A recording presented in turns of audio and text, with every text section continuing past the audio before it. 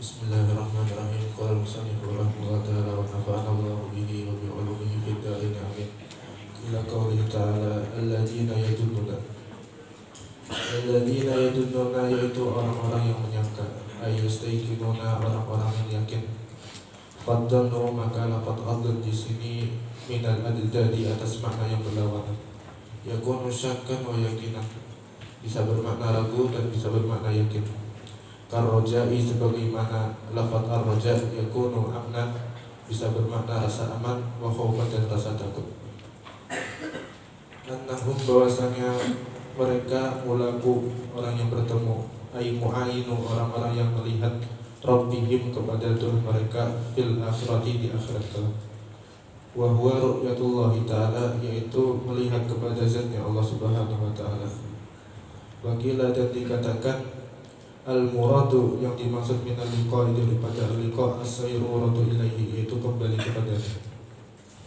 Wa annahum dan bahwasanya mereka ilaihi kepada Allah raji'una orang yang kembali.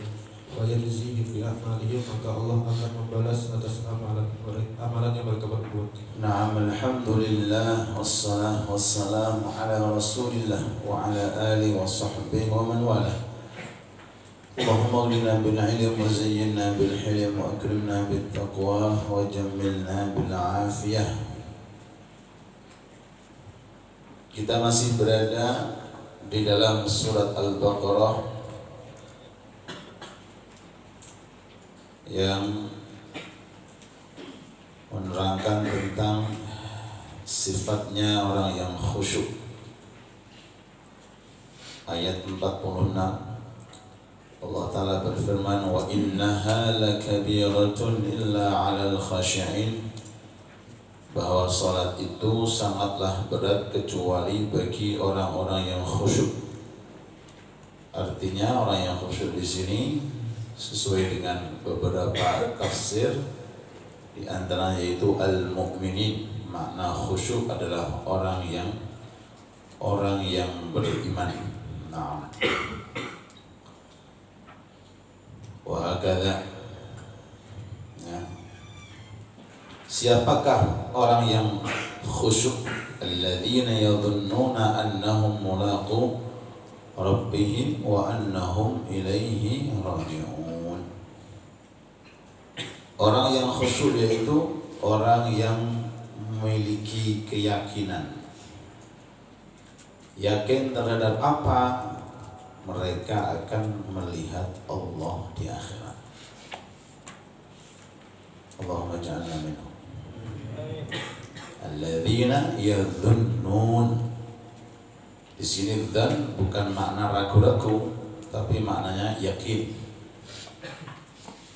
Ya, karena qarinahnya, tandanya disebut setelah kata-kata al-khasyi'in yang ditafsiri dengan al-mu'minin, orang yang beriman. Berarti cirinya orang yang punya keyakinan. Jangan diartikan orang yang punya keraguan. Oh, berarti bertentangan dengan apa yang disifati. Yang disifati itu khasyi'in, mu'minin. Yadhunnun diartikan makna ragu-ragu. Salah, yang benar yadhunnun diartikan makna yakin. Sehingga lafal dzan kadang-kadang menunjukkan makna yakin, kadang-kadang menunjukkan makna apa? Ragu-ragu. Nah, hakada. Dari sini maka bisa kita ambil kesimpulan bahwa di akhirat nanti orang-orang yang beriman akan dikasih kesempatan oleh Allah Ta'ala untuk memandang zatnya Allah. Karena Allah Ta'ala itu wujud. Setiap benda yang wujud berarti harus bisa dilihat. Cuma melihat Allah hanya ada di akhirat. Kalau di dunia tidak. Artinya tidak ada yang dikasih kesempatan untuk memandang zatnya Allah. Dikarenakan karena ada keterbatasan. Tapi kalau di akhirat tidak, karena akhirat itu adalah tempat yang tidak terbatas, sehingga nikmat pun juga sifatnya tidak terbatas. Di dalam Al-Quran diterangkan apa? Wujuhun yawma idzin nadhirah ila rabbiha nadhirah. Di surat apa itu? Surat Al-Qiyamah. La uqsimu biyaumil qiyamah. Di situ sebelum akhir surat disebutkan wujuhun yawma idzin nadhirah. Wajah-wajah ahli surga itu penuh dengan cahaya.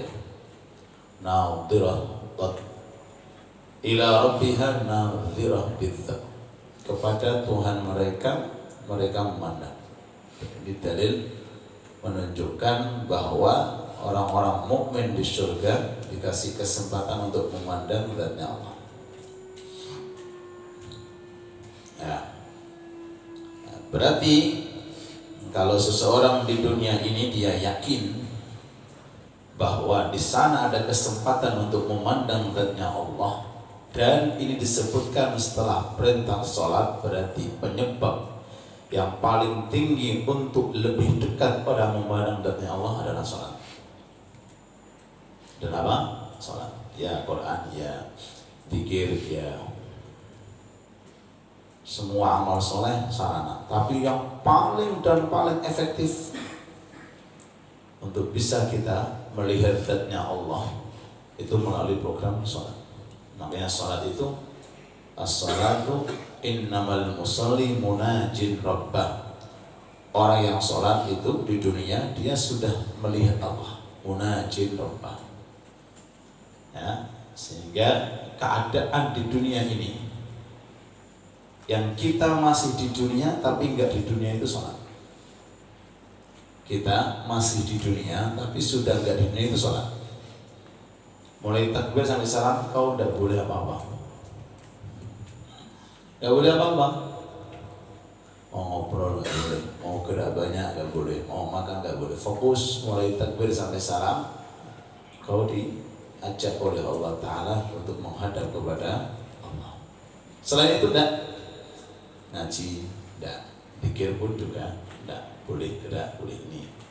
Tapi kalau sholat enggak boleh. Hakara ya. Jadi ini pengambilannya bahwa sholat di antara alternatif yang paling cepat untuk bisa mendapatkan pandangan dari Allah dan memandang Allah di surga itu sesuai dengan kondisi bagaimana orang menyikapi sholat di dunia. Kalau yang cepat sholatnya shaf awal, berarti mandangnya di sana shaf awal. Sebagaimana keterangan ulama,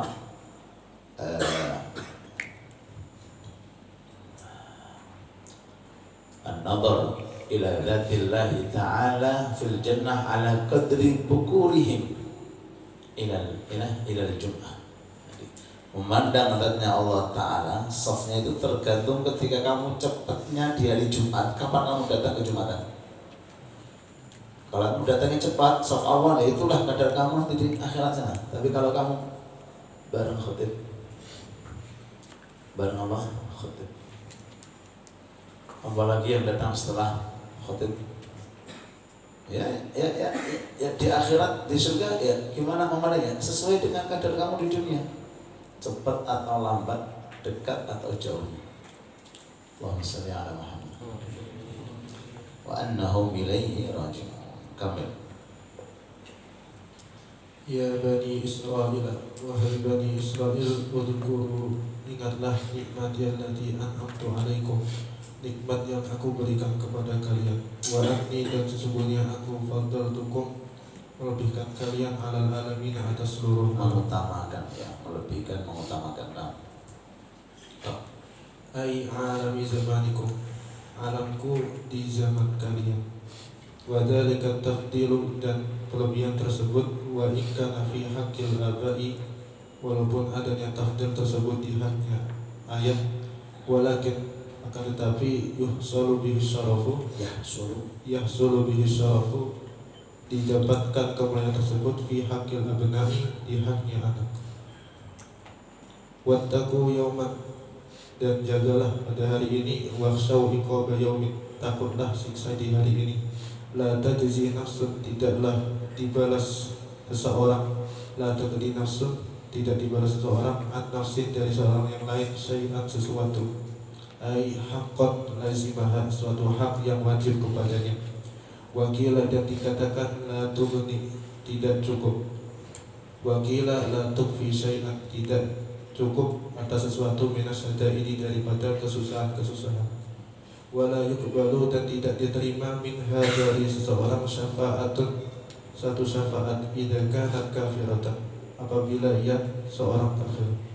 Wala yukhadhu minha adlun, dan tidak pula diadab atas bentuk keadilan, ay fida'un, tebusan. Wala hum yunsaruna, dan tidak pula mereka ditolong. Yumna'una, dicegah, min adabillahi, daripada adabnya Allah. Wallahu a'lam. Kelanjutannya ayat yang ke-30, ayat 47. Ya Bani Israil, udhkuru ni'mati allati an'amtu 'alaikum wa anni faddaltukum 'alal 'alamin. Hei Bani Israil, ingatlah nikmatku yang aku berikan kepada kalian. Ini ayat turun kepada orang-orang Yahudi di zaman Nabi. Sedangkan yang dapat nikmat itu kakek-kakeknya, bukan mereka. Tapi Al-Quran turunnya di zaman Nabi Muhammad SAW. Turunnya di zaman Nabi Al-Quran. Jauh masanya antara Nabi Musa dengan Nabi Muhammad. Tapi Al-Quran itu menyinggung keturunan-keturunan Bani Israel yang ada di zaman Nabi Musa. Seakan-akan mengatakan, hei anak turunnya Bani Israel, kakek-kakekmu dulu sudah dapat nikmat. Loh, kenapa kok mereka disinggung? Karena mereka putra, cucunya. Sebagaimana mereka para kakek mendapatkan kemuliaan, begitu pula mestinya kemuliaan ini turunnya kepada anak dan cucu. Sehingga ini merupakan salah satu pelajaran bagi kita. Kalau Anda ingin anak mulia, cucu mulia, sekarang kau alternatifnya berusaha menjadi orang mulia. Ya, paham? Ya. Yahsulu bihi syaraf fi haqqil abna. Kemuliaan itu akan turun pula kepada anak cucu. Ya. Kalau orang Jawa itu kaidahnya kacang itu biasanya enggak jauh dari lanjaran. Ini mungkin bisa menerangkan apa makna lanjaran. Ada kacang itu yang panjang. Apa kacang panjang? Iya. Kalau pendek kan kacang pendek. Kacang panjang itu kalau ditanam, lanjaran itu adalah kayu. Dia akan mengikuti kayunya kemana arahnya. Kalau kayunya tegak, ini pohon kacang akan mengikuti kayunya tegak. Kalau kayunya itu miring ke kanan, akan ikut juga miring.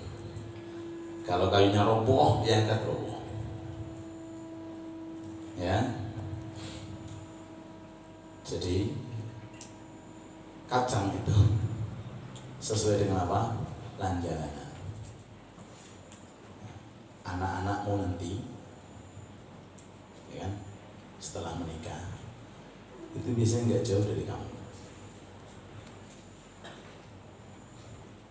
Kalau kamu istiqomah, kayak kacang tadi, biasanya anaknya istiqomah. Jadi kalau orang tuanya itu gak istiqomah, ya, gak istiqomah, biasanya anaknya itu niru. Ya, paham ya? Ya. Jadi kadang-kadang kalau kita orang tua melihat kok anak seperti ini wataknya, jangan salahkan anaknya, lo salahkan diri, gak jauh dari kamu. Anak kok marahan, ya dulu kaca dulu ngaca, kamu siapa? Oh iya dulu aku marahan ini loh. Paham? Ya. Jadi kedepannya kalian semuanya yang akan menjadi calon bapak, mudah-mudahan panjang umur. Mudah-mudahan jodohnya ada. Amin. Pengen anak kamu soleh, senang tahajud, senang Quran, senang jamaah, nggak muteran. Kamu sekarang bagaimana? Kalau dirinya orang itu malesnya, jangan mimpi kau pengen punya anak. Semangat, kamu aja males. Itu fakta.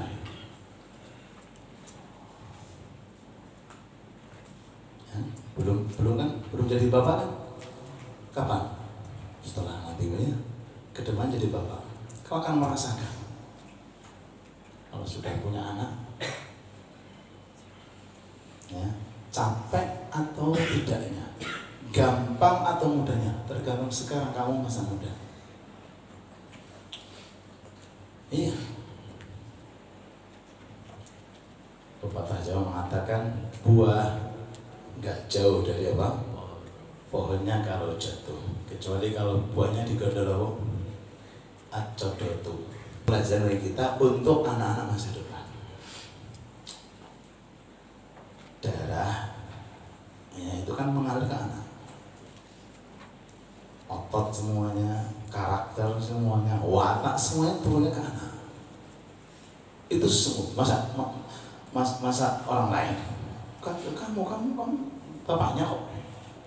Oh, kamu nyuruh tonggo, kok tonggo? Oh, mana tonggo? Kamu tonggo. Ada anaknya nakal, nyalain tonggo. Kamu tonggo, apa hubungannya saya tetangga? Salahkan diri. Titik itu, oh kamu ini. Kalau dari sekarang kamu sudah stabil, semangatnya baik. Nanti kalau sudah punya anak, kamu baru tahu nangis bahagia. Oh ini tahu tanamanku itu. Ini saya baru metik. Oh capeknya saya waktu muda, ternyata ini hasilnya lihat anak. Kecuali kalau buahnya digondol codot, ya, pohonnya digresik, tiba-tiba buahnya kebanjar. Kok bisa kebanjar? Codotnya bawa kebanjar. Padahal ini buah dari gresik.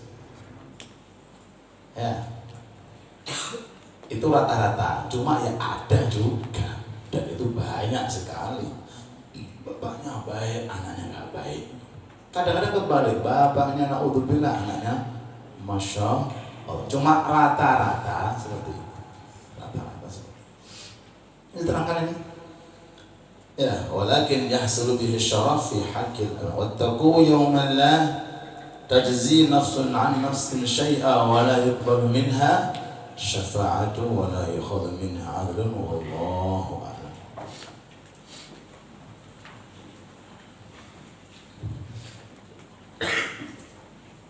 La yakthuru hammu ma qaddir ilzam bambarabi watruk kulladun was'alhu salama min daril futun usadarun fal hadis dahun Allahul muqaddir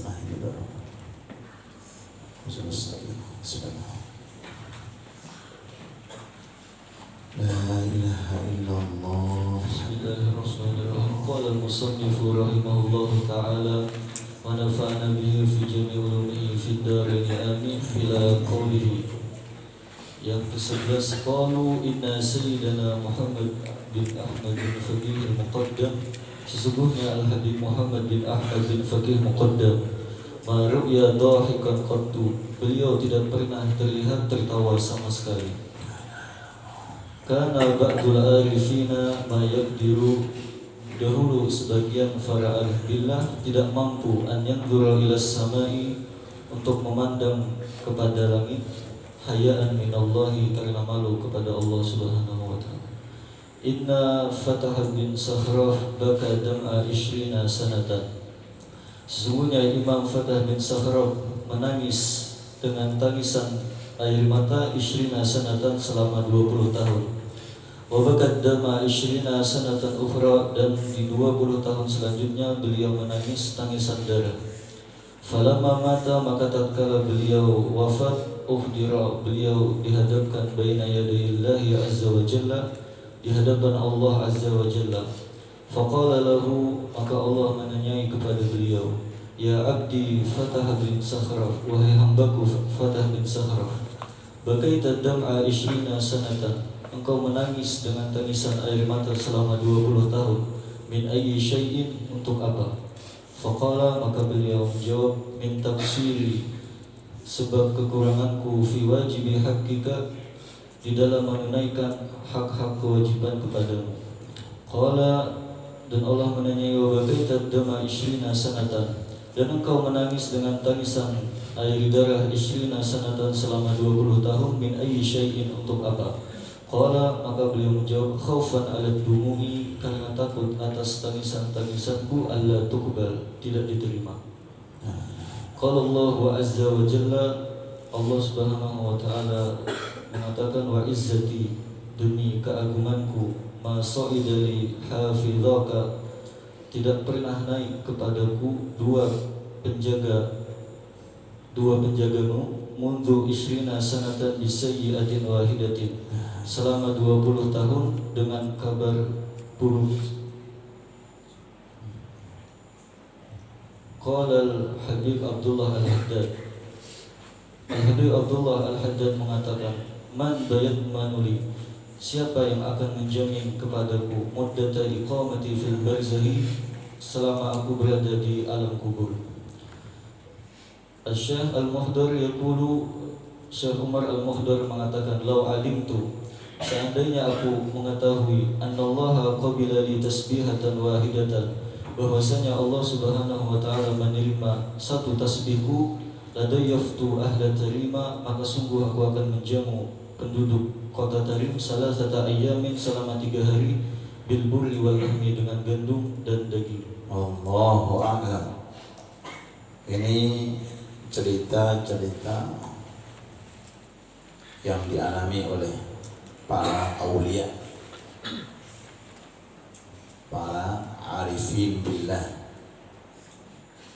para as-salihin,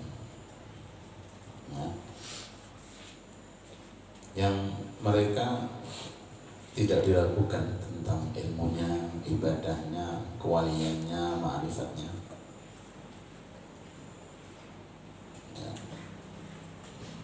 Tapi mereka masih memiliki sifat seperti ini. Kalau kita mau dibandingkan, jauh perbandingannya. Tapi kadang-kadang kita belum sampai ke sini. Padahal mestinya yang paling memiliki sifat seperti ini, ya, mestinya kita. Kalau beliau-beliau ini orang-orang top sudah. Tapi apa yang membedakan? Satu, mahabbah, itu yang membedakan, rasa cinta. Karena perbedaan rasa cinta, akhirnya perbedaan pula kualitas yang ada. Ya.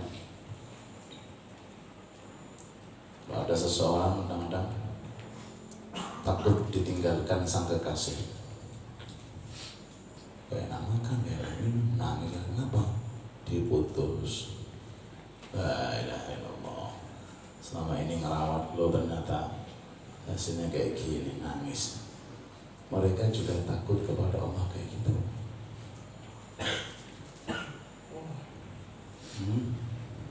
Takut diputus hubungan, sehingga timbul nangis. Bukan nangisnya karena nggak ada musyahadah, nggak ada HP, wala nggak boleh pulang. Sebagian ulama mengatakan, Allahumma shalli ala Muhammad.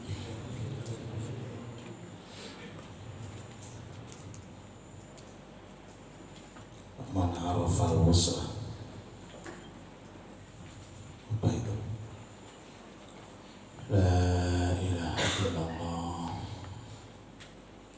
barang siapa yang sudah mengenal yang namanya hubungan dengan Allah, maka yang paling takut di dunia yang didapatkan adalah terputusnya itu hubungan atau mahabbah. Nah, mahabbah ini ya, timbulnya dari ilmu. Makanya mereka tidak mungkin bodoh dari agama, tidak mungkin. Mereka ulama. Ya, tanpa ilmu tidak mungkin kita bisa mengenal Allah. Ya. Jadi mahabbah, sebabnya mahabbah karena tahu ilmu. Ketika Anda cinta dengan HP, lalu kemudian HP Anda ngedrop, Anda akan susah. Kenapa? Karena Anda tahu kualitas HP. Mereka tahu siapa Allah. Tahunya ya karena ngaji, belajar. Ya. Yang kedua, selain mahabbah, ya, mereka ini memiliki sifat sadar diri bahwa mereka ini makhluk, dan makhluk itu apa kata sang Khalik, sehingga mereka itu apa bahasanya melepaskan semua amal-amalnya, tidak ada sifat pengakuan, sehingga teriringi dengan rasa takut terus.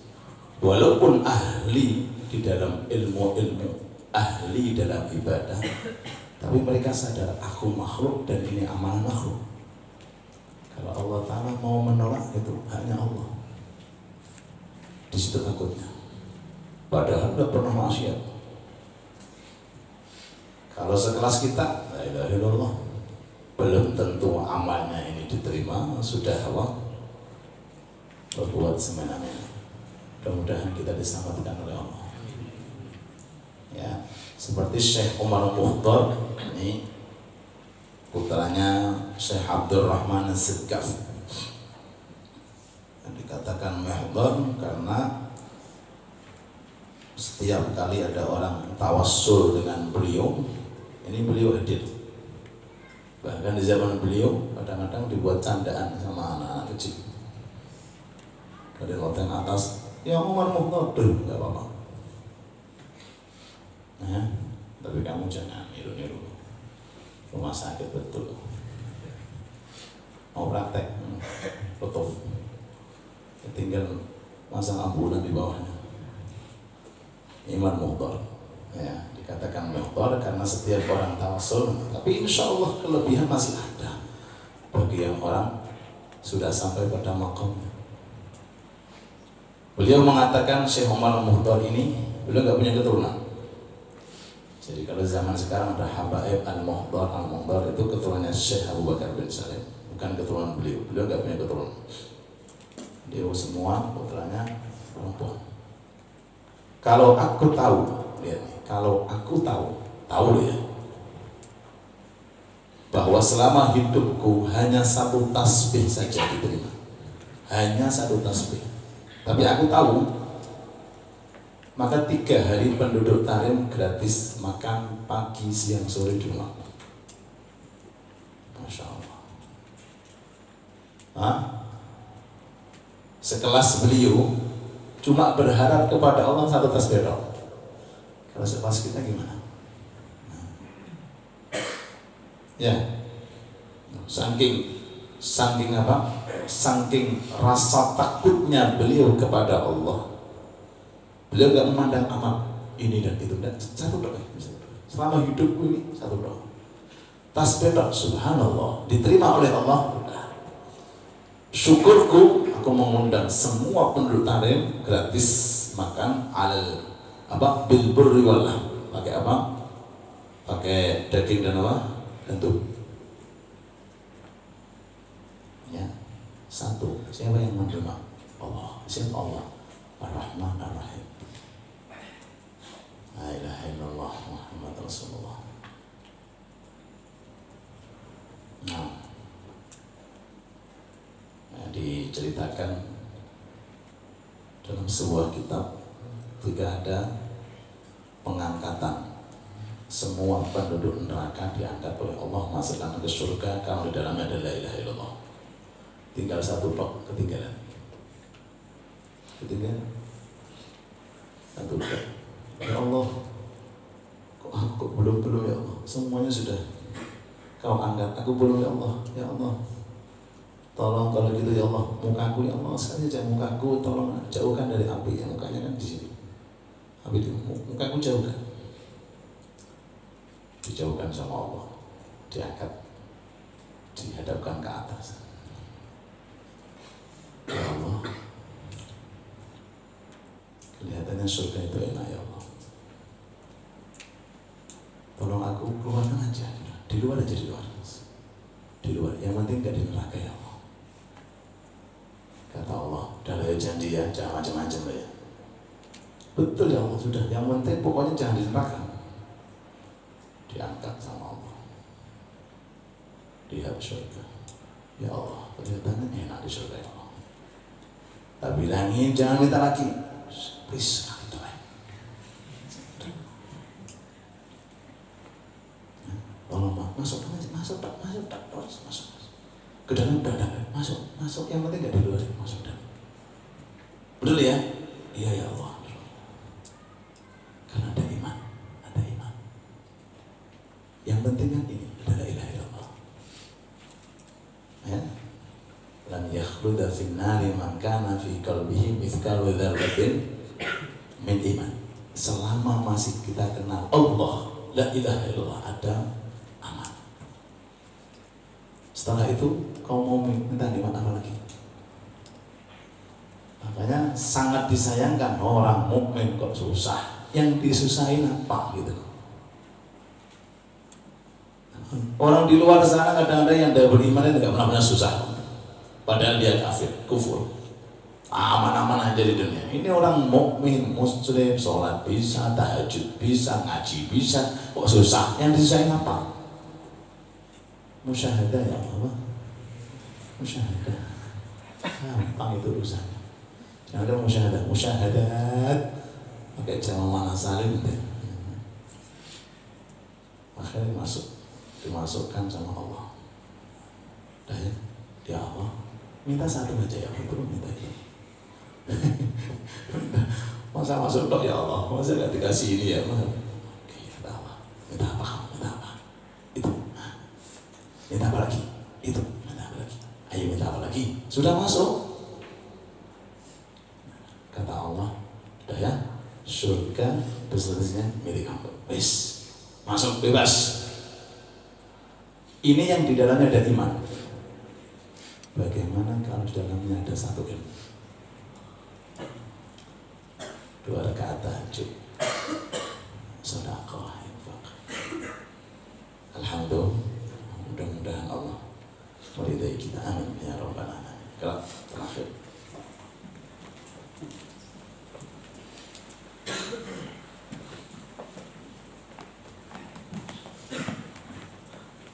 Bismillahirrahmanirrahim. Qala musannif rahimahullah ta'ala nafa'ana Allah bihi wa bi'ulumihi fid dharain amin. amin ya Allah. Qala Maulakal muhaimin, Tuhanmu yang maha mengawasi, al-mutawalli li umurika, yang maha mengatur terhadap urusan.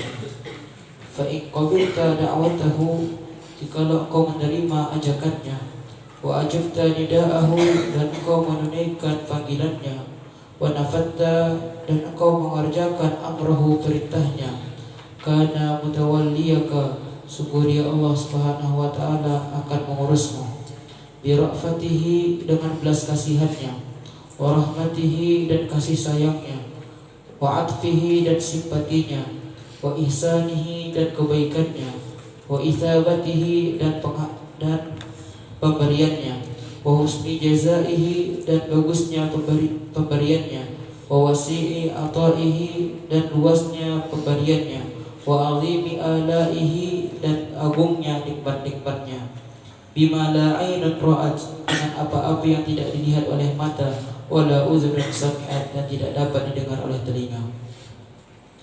Wa in a'radta, dan jikalau engkau berbalik, wa adbarta, dan berbalik, wa tawallaita, dan engkau berbalik, wa'anatta dan engkau menentang atau melawan, kana maulaka sungguhnya Tuhanmu, al-qahiru itu maha memaksa, laka bagi dirimu, alladzi yursilu yang telah mengirimkan, ilaika kepadamu, sakhatahu murkanya, wa nikmahu dan kebenciannya, wa adzabahu dan azabnya, wa tardahu dan penolakannya, wa bu'dahu dan jauhnya, wa la taqata laka bidzalik dan engkau tidak memiliki kemampuan atas demikian itu. Maulakal muhaimin, Tuhanmu yang maha mengawasi, ala kulli syai'in atas segala sesuatu, fa kullu syai'in maka segala sesuatu, tahta haimanatihi di bawah pengawasannya, bila istisna'in tanpa pengecualian, wa kullu syai'in dan setiap segala sesuatu, sun'uhu itu buatannya, wa khalquhu dan ciptaannya, wa mulkuhu dan miliknya, wa tahta qudratihi dan di bawah kekuasaannya. Yatasarrafu fihi dia berhak membolak-balikkan segala yang di dalamnya, kama yasha'u sebagaimana yang dia inginkan subhanahu wa ta'ala. Maulakal muhaimin, Tuhanmu yang maha mengawasi, al ajsami atas tubuh, wal arwahi dan ruh-ruh, wal khawatiri dan lintasan-lintasan, wa nadharati dan pandangan-pandangan, wal maqasidi dan cita-cita, wal harakati dan gerak-gerik, wasakanati dan diam, wal naimi dan kenikmatan, wal adabi dan azab, wal jannati dan surga, wal nari dan neraka, wal malaikati dan malaikat, wal insi dan manusia, wal jinni dan jin, wal jamadati dan benda mati, wal hayawanati dan hewan-hewan, wal nabatati dan pepohonan-pepohonan, wal barari dan daratan-daratan, wal bihari dan lautan, wal hawai dan udara. Wal haimanatu adapun pengawasan, bihadzal makna pada ini makna, laysat li ghairihi aslan tidaklah dimiliki selainnya secara asal. Wa mahma tahaymana khalqun dan terkadang dan semasa mengawasi makhluk, ala makhlukin atas satu makhluk, fabi hududin maka dengan masa, fa amal hududin maka itu dengan batas-batas tertentu. Amal haimanatu adapun pengawasan, al mutlaqu yang mutlak, falahu wahdahu azza wa jalla maka hanyalah milik Allah subhanahu wa ta'ala. Wallahu a'lam. Ini Sayyidul Habib Umar ingin menjelaskan salah satu di antara asmaul husna milik Allah yang berupa al-muhaimin. Di antara nama Allah yang kita tahu ya berapa? Ada 99 ya. Inna lillahi ta'ala tis'atan wa tis'ina isman man ahsaha dakhalal jannah. Allah Ta'ala memiliki 99 nama. Barang siapa yang bisa menghafalnya maka orang tersebut akan mendapatkan surga. Dari antara asmaul husna al-muhaimin. Apa itu? Apa makna muhaimin? Al-mutawalli li umurik, yang mengurus secara totalitas urusan kita. Sudah selesai sudah urusan kita. Mengurus, mengatur, memperhatikan ya urusan bukan urusan kita, urusan semua penduduk dunia, mulai malaikat, jin, manusia. Allahumma shalli ala Muhammad. Ya. Jadi kalau orang punya akal dapat informasi begini, hey fulan, urusanmu ditanggung presiden, nyaman. Kamu semua kebutuhanmu ditanggung presiden. Mau nyantai lah. Ongkang-ongkang, tahu ongkang-ongkang. Tidak mikir apa-apa sudah. Kenapa jatah pasti ada. Ini presiden yang ngomong. Bagaimana kalau Allah yang mengurus? Kalau presiden bakal mati, presiden ada ngantuknya, presiden ada lalainya, presiden ada sakitnya. Kadang-kadang dia ngurusin sendiri itu dirinya, kadang-kadang nggak bisa ngurusin orang lain. Tapi Allah, nggak ada yang ngurusin Allah, Allah yang ngurusin semuanya. Semuanya butuh dengan Allah, Allah nggak butuh dengan Allah. Makanya dalam hadis qudsi, hei anak Adam, di dunia taati aku. Nah, taati aku. Artinya jangan kau buat maksiat kepada aku. Terus jangan kau ngajarin aku untuk ngurusin urusanmu. Jangan kau ngajarin aku ini Allah. Ini banyak. Kemarin kita sebutkan kenapa Nabi Ibrahim itu disebut dengan Khalil, karena gak pernah minta rezeki. Makanya kalau Anda doa, itu apa maksudnya? Kau ngasih informasi sama Allah. Kau siapa? Kalau itu doa, ya Allah. Apa artinya Allah ini? Maksudnya biar Allah Ta'ala tahu gitu. Doamu dari Allah, kamu ini dari Allah, tanganmu mengangkat dari Allah, lafal yang kau utarakan dari Allah. Berarti kalau doa, kamu beribadah kepada Allah. Allah akan memberi kamu sebelum minta dikasih. Contohnya bangun tidur, ada nggak jantung yang berdiri dari kita? Pernah nggak ente minta, ya Allah, tolong ya Allah, jangan matikan jantungku. Pernah kamu minta seperti itu? Mestinya yang harus kau perhatikan masalah urusan jantung. Kalau itu sudah berhenti, mati. Tapi kita nggak pernah minta, ya Allah, uang ya Allah. Ya Allah, nanti liburan agak panjang ya Allah. Padahal yang penting kamu minta, kamu nggak minta. Apa? Bisa juga jantung berhenti, atau mungkin ini dan itu. Tapi kita nggak pernah minta dikasih sama Allah. Loh, yang nggak pernah kita minta dikasih, apalagi yang kita minta gitu. Muhammad. Ya. Atiqni fima amartu, taati aku, wala tu'allimni fima yus'ud, dan enggak usah kau ngajarin aku tentang urusanmu, enggak usah. Inni alimun bi khalqi, aku sudah tahu semua urusanmu. Terus kalau seperti itu, fokus dengan tugas kita. Wa ma khalaqtul jinna wal insa illa, fokus dengan ibadah. Selesai urusan. Nah, di antara ibadah yang paling afdal talabul ilm, mencari ilmu. Itu ibadah yang paling afdal. Mudah-mudahan Allah memberikan kepada kita ilmu yang berkah, manfaat, dan semoga Allah Ta'ala bisa mengamalkan setiap ilmu yang kita pelajari secara istiqamah ala hadhihi niyyah wa kulli niyyatin salihah ila hadratin Nabi Muhammad